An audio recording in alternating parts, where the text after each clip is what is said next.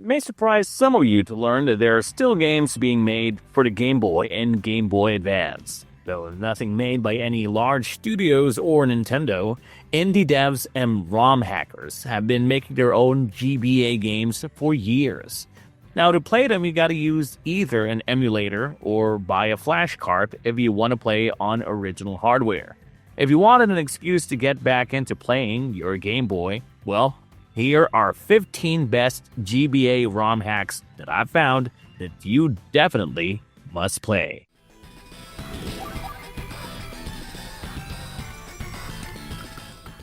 If you've already S-ranked every map in the original games, Advance Wars Returns will feel like an official sequel. It's not just new graphics or a couple of tweaks.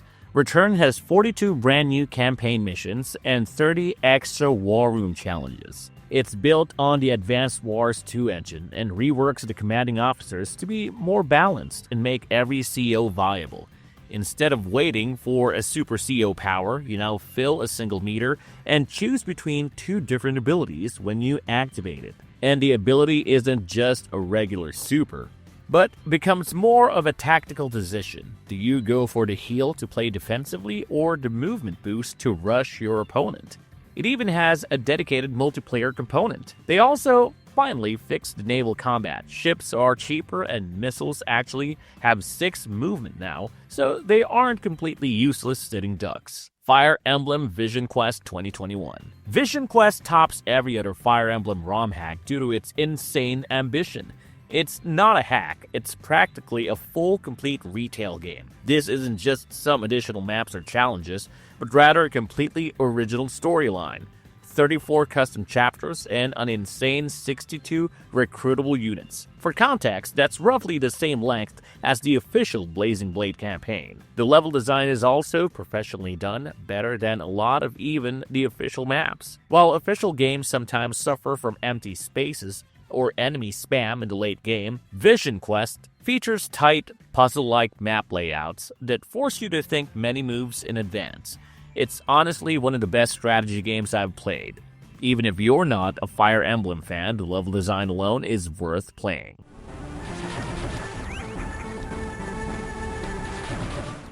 Metroid Spooky Mission 2018. Usually, a Metroid game is about isolation, dread, and alien parasites. Spooky Mission takes that atmosphere and makes it festive for Halloween. Built on the Metroid Zero mission engine, this hack completely redesigns the map with Halloween-themed decorations and color palettes. You aren't crawling through infested caves or abandoned research outposts. You're exploring spooky castles and haunted forests. It injects a lot of levity and humor into the dark setting. It is also significantly shorter and less punishing than the official games.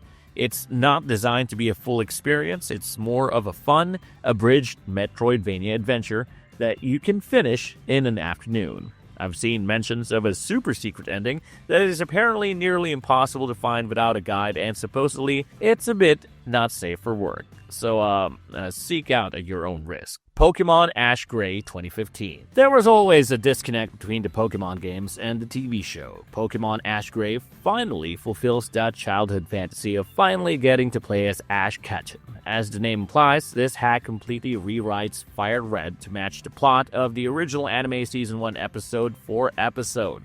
You aren't walking from town to town fighting everyone you see. You're living through the specific events of the show. You have to wake up late, get chased by a flock of angry sparrows, and play out the emotional scene of releasing your Butterfree.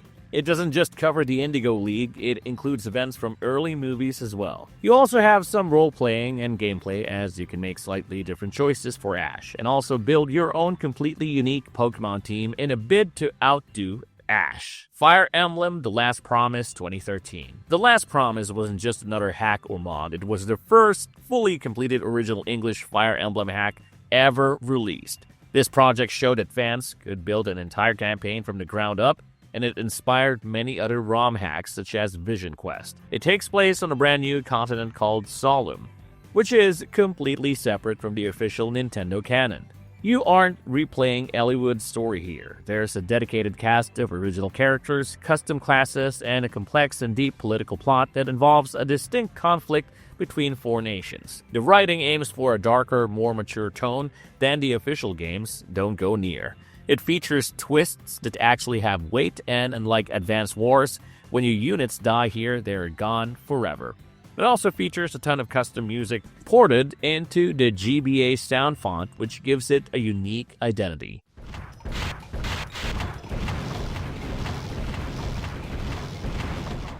Doom. PC Doom Total Conversion. First, we gotta talk about the original and official GBA port for Doom. It was terrible. It was actually a port of the extremely inferior Atari Jaguar version, which meant it was missing levels, the music was out of order, and thanks to Nintendo's censorship, all the demons bled green slime instead of red blood. This total conversion fixes all of that. As the name implies, it's a complete rebuild of the game that mimics the PC original as well as it can, while still remaining playable on the GBA. Somehow, through programming wizardry, they made the frame rate smoother, the textures sharper, and yeah, the blood is red again. It even restores the correct soundtrack to the correct levels. If you're also wondering about the Doom 2 release, the original 2002 is a perfect nearly 1-to-1 port, so no hack needed there. Super Mario Advance 4 all 38 e-reader levels 2016. Okay, so the GBA has had this accessory called the e-reader. It was a large, clunky piece of plastic, half the size of a GBA, that you put into the slot, and it could read trading cards which contain data for games like Animal Crossing characters, or in this case, extra Super Mario Bros. 3 levels. It was a huge flop and never made it out of Japan. Because of that, the 38 released e-reader levels were practically inaccessible and were often considered a myth, because like nobody had ever heard of it until in 2016 when this ROM hack came out. These aren't just like bonus stages, they contain mixed assets and gameplay from multiple Mario titles. You'd have the physics of 3 while being able to pull up and toss root vegetables like in 2, with enemies from Super World flying towards you. It's the best way to play Super Mario Bros. 3, I'd have to say.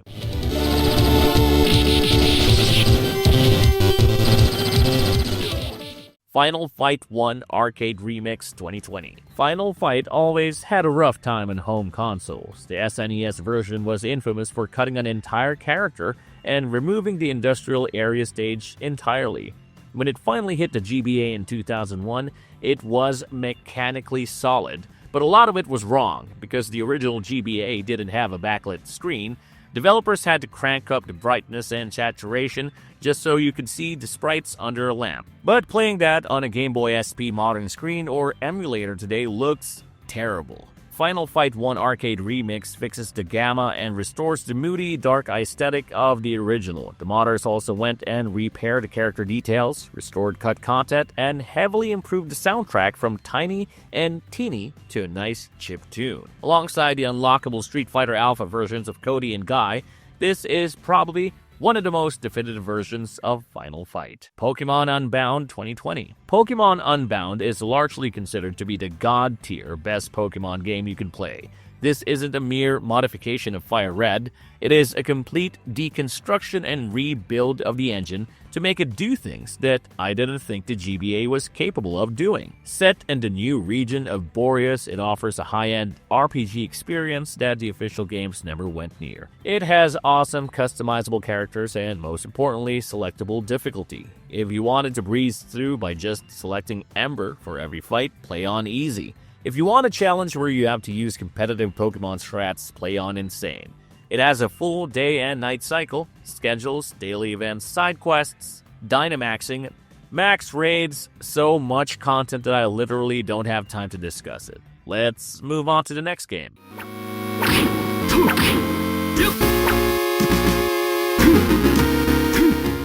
Castlevania Harmony of Dissonance, Revenge of the Findicicle. Among the Castlevania trilogy on the GBA, Harmony of Dissonance is the worst one, hands down. The characters had bright blue outlines to make them stand out in the reflective backing of the GBA. The music is bad.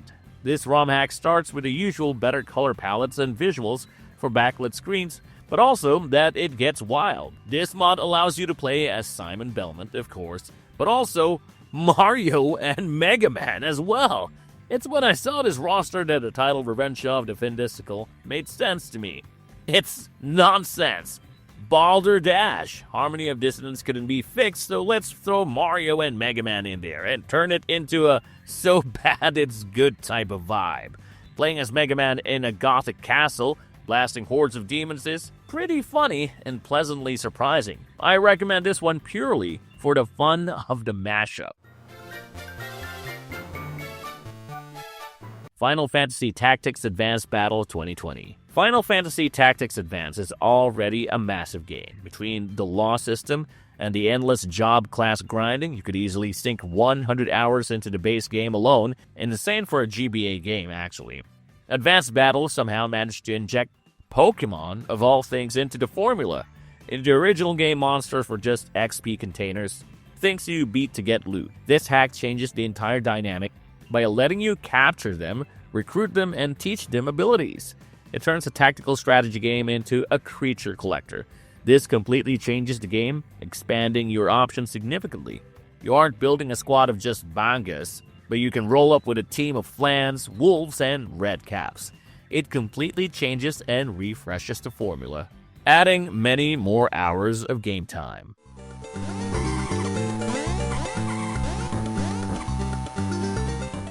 Mario Kart Super Circuit Deluxe 2021. Super Circuit is really more of an advanced port of the SNES version, making the classic game portable. But this deluxe hack finally gives it the respect and the content it deserves. The modders managed to add in tracks from Mario Kart 64, Double Dash, and even custom courses that most people can't believe can run on the GBA. Like, can you believe they've recreated the 3D polygonal courses on the 2D 32-bit handheld GBA processor? The game is basically a greatest hits compilation of the Game Boy Advance. I mean, it's not perfect or completely polished. Sometimes the lap counters glitch out or the physics get weird and complex geometry, but it's not that big of a deal. It feels like an official D-make. It's just that high quality.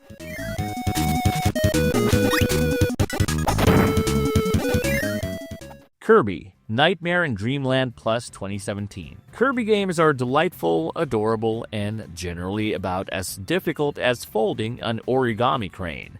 Nightmare in Dreamland on the GBA is a classic, but you can practically sleepwalk through it. That is where the Plus version comes in. The first thing you'll notice is that you have access to Meta Knight mode immediately. You don't have to play through the campaign to unlock it. Playing as Meta Knight changes the entire genre of the game. You lose the ability to copy powers, but you gain the speed, permanent flight, and a sword that attacks faster than the frame rate can handle. It also unlocks Extra mode immediately, which cuts your health bar in half. Playing as Meta Knight in Extra turns the game into a really fun side-scrolling action game with equal parts freedom, power, and challenge. Breath of Fire Improved 2020. As you've seen with some of the other games on this list, GBA's reflective backing made it suffer from gamma issues. Sprite work needs to be high contrast and boosted saturation, and even then on the screen, it looks washed out. Then the SP came out with a backlight, and that just overcorrected and caused the games to look chunky and blown out. Breath of Fire Improved acts as a restoration project, reverting the color palette to match the original SNES warmth. Then there was the script. The original translation was dry and short, probably due to budget and memory limitations. But with this improved version, they completely rewrote the script to make the writing much more appealing and lively. They also completely rebalanced the characters to make them all useful and rebalanced the difficulty curve so that it can be more fun. They also added a dedicated run button, which should have been mandatory on all random encounter games. Pokemon Gaia 2018. If Unbound is the maximum potential of a Pokemon game realized, then Gaia is the epic heights it could have achieved. Set in the completely original Orbtus region, the story revolves around a mystery involving earthquakes and ancient elders, making a Pokemon game into the epic tale that the movies have shown is possible. Gaia also adds modern mechanics and designs, such as Mega Evolutions, and the map design incorporates exploration moves like rock climb and dive, adding a verticality to the world that Fire Red and Ruby never had. You are scaling mountains and walking on the ocean floor, and it all looks consistent. With the official art style, it's professionally made in terms of art, game design, balancing, writing, etc. It's the best Pokemon game Game Freak never made. The term ROM hack is technically accurate, but actually misleading. There's nothing hack about any of the games on this list. Well, okay, maybe the Harmony of Dissonance ones, but that was on purpose. They're all extremely high quality and push the GBA to its limits and do things that no other GBA game can do. I hope I at least inspired some of you to explore the world of ROM hacks and see what amazing games fans have made over the years.